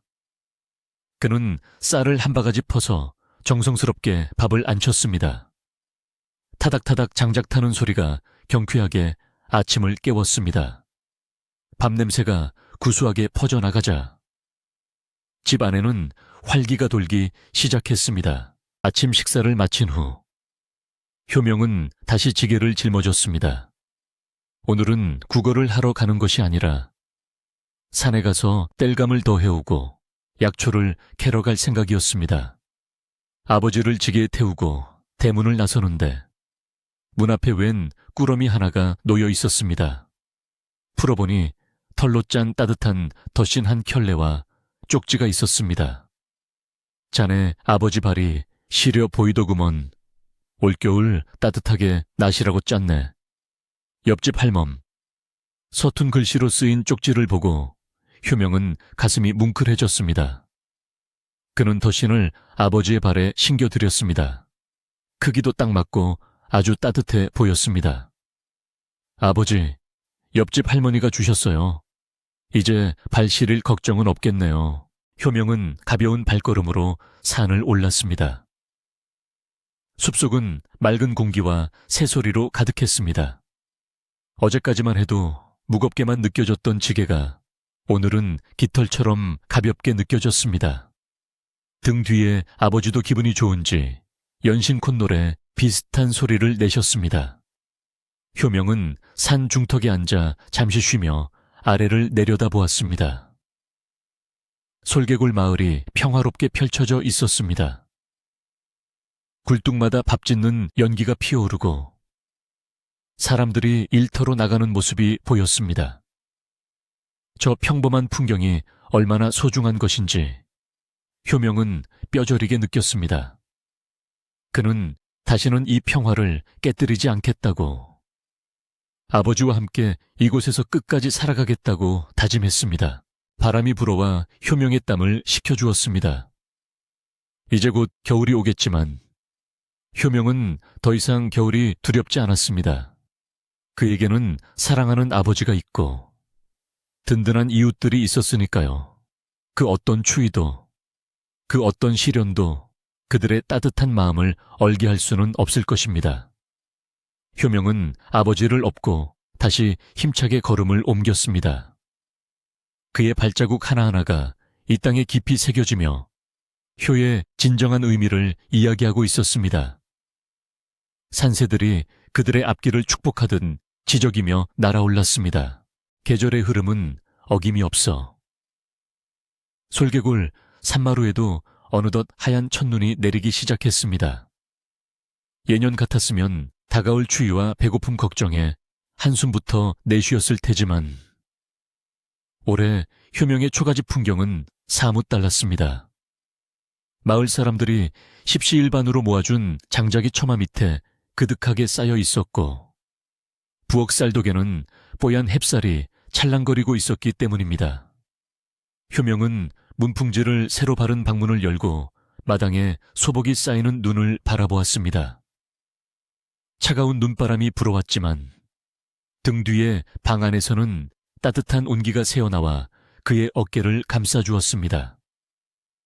그것은 단순한 불의 온기가 아니라 사람들의 정성이 만들어낸 마음의 온기였습니다. 효명은 눈 내리는 하늘을 향해 감사의 인사를 올리며 올겨울은 아버지와 함께 그 어느 때보다 따뜻하게 보낼 수 있음을 직감했습니다. 눈이 많이 내려 길이 끊긴 날에도 효명의 집은 외롭지 않았습니다. 이웃집 김서방이 눈길을 뚫고 찾아와 고구마 한 광주리를 놓고 가기도 하고 아랫마을 최씨 아저씨가 멧돼지를 잡았다며 고기 한 덩이를 던져주고 가기도 했습니다. 그들은 효명이 부담스러워할까봐 오다 주었네라거나 우리 집 애들이 안 먹어서 가져왔네라며 투박하게 핑계를 댔지만 효명은 그 속에 담긴 깊은 배려를 잘 알고 있었습니다. 효명은 받은 고구마를 아궁이 숯불에 구워 아버지에게 드렸습니다. 아버지, 김서방님이 주신 고구마가 아주 답니다. 호호, 불어서 드세요. 노릇노릇하게 익은 군고구마의 달콤한 향기가 방 안가득 퍼지자 아버지의 얼굴에도 아이처럼 천진난만한 미소가 번졌습니다. 세상 그 어떤 산의 진미도 이보다 마실 수는 없었습니다. 그러던 어느 날 도성에서 낯선 파발마 한피리 마을에 당도했습니다. 말에서 내린 사람은 박상궁의 심부름꾼이었습니다. 마을 사람들은 혹시나 박상궁이 다시 해코지하러 온 것은 아닐까 걱정하며 효명의 집으로 몰려들었습니다. 하지만 심부름꾼의 태도는 전과 달리 매우 공손했습니다. 그는 효명에게 정중히 절을 올리고 비단 보자기 하나를 건넸습니다. 대감마님께서 보내신 서신과 약재입니다. 지난번 일에 대한 사과의 뜻으로 받아주십시오. 효명은 의아한 표정으로 보자기를 풀었습니다.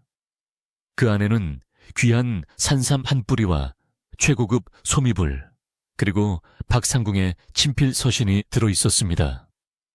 서신에는 자신의 어리석음을 뉘우치고 효명의 진심에 감복했다는 내용이 적혀 있었습니다.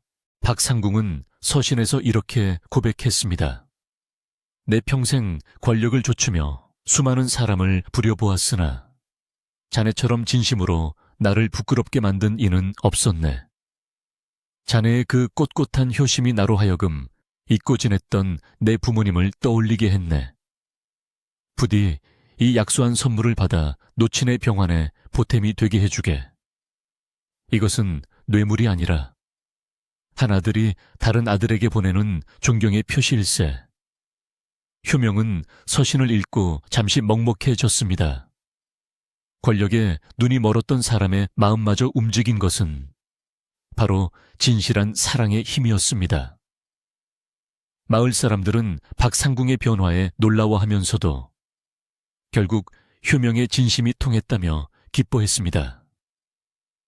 이제 효명은 외부의 위협으로부터도 완전히 자유로워진 것입니다. 효명은 보내온 산삼을 정성스럽게 다려 아버지에게 드렸습니다. 쓴 약이었지만 아버지는 아들의 정성을 생각하며 남김없이 드셨습니다. 약 기운 덕분인지 아니면 마음이 편안해져서인지 아버지의 기침 소리가 눈에 띄게 줄어들었습니다.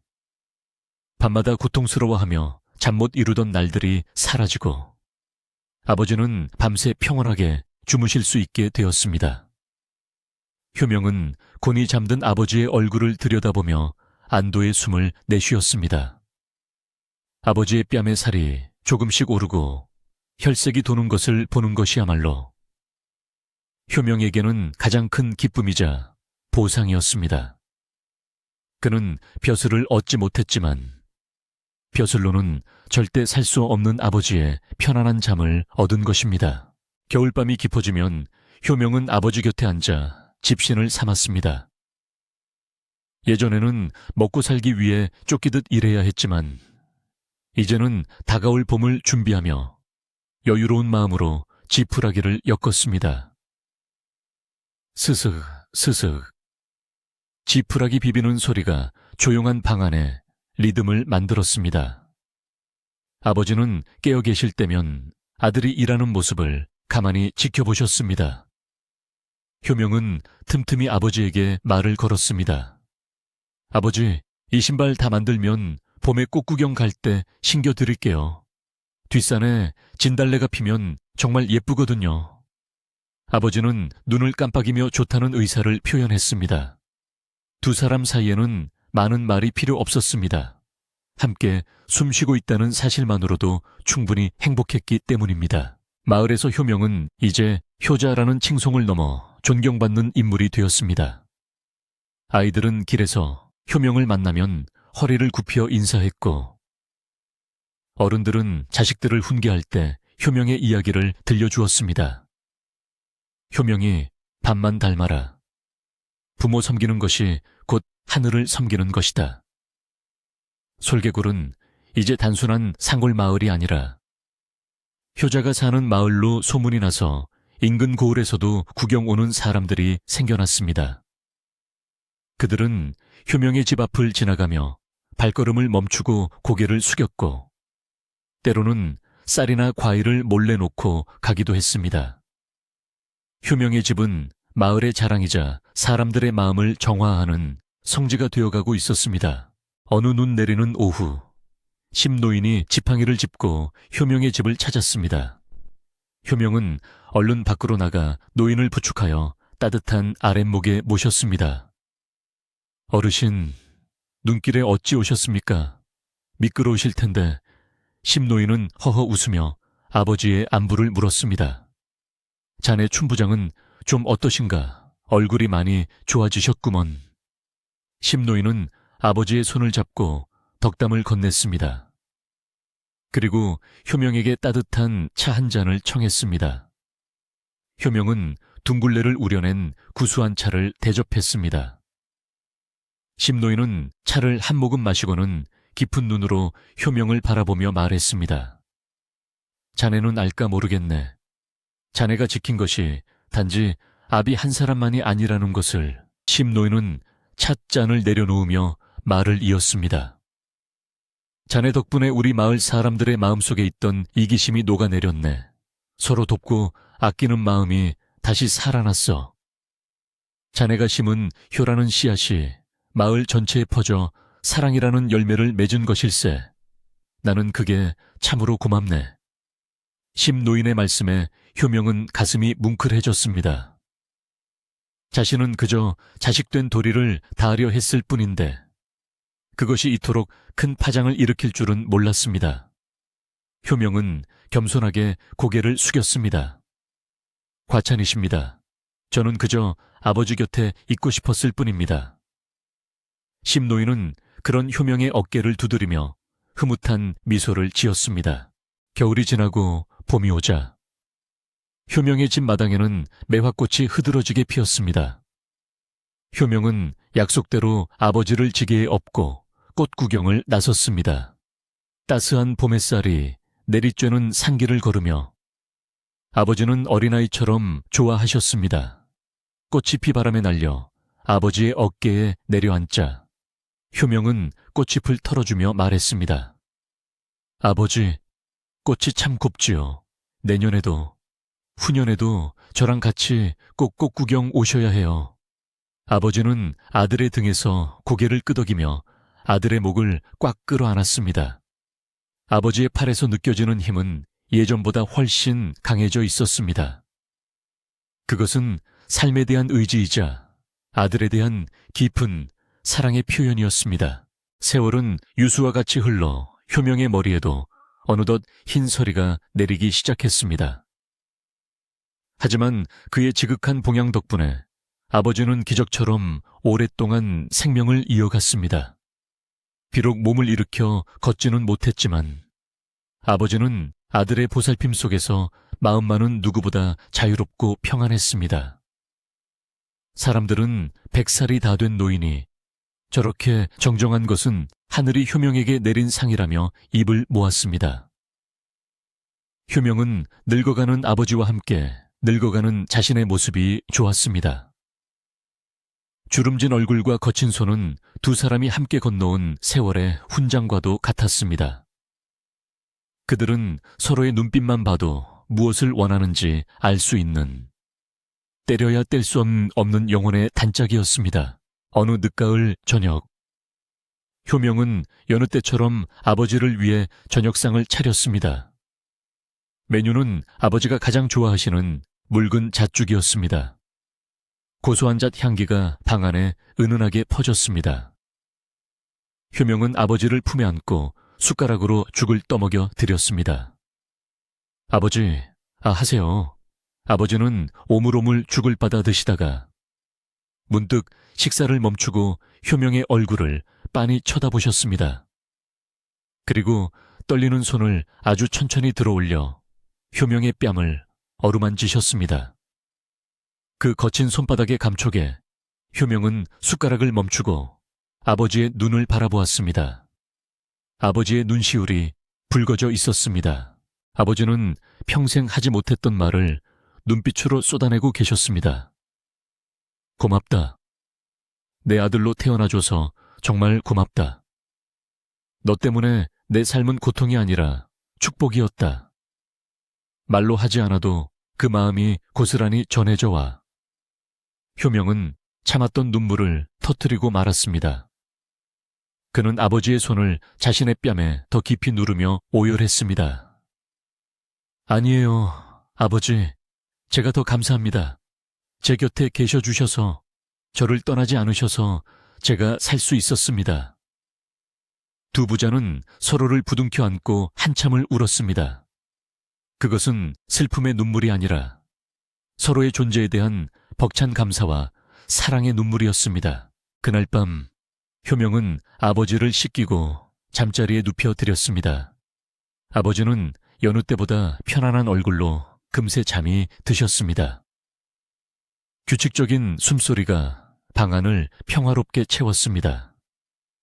효명은 잠든 아버지의 이불깃을 여며드리고 방 안에 등잔불을 끄기 위해 일어섰습니다. 창호지 문 너머로 달빛이 은은하게 스며들어 방 안을 푸르스름하게 비추었습니다. 밖에서는 가을 귀뚜라미가 자장가를 부르듯 나지막하게 울고 있었습니다.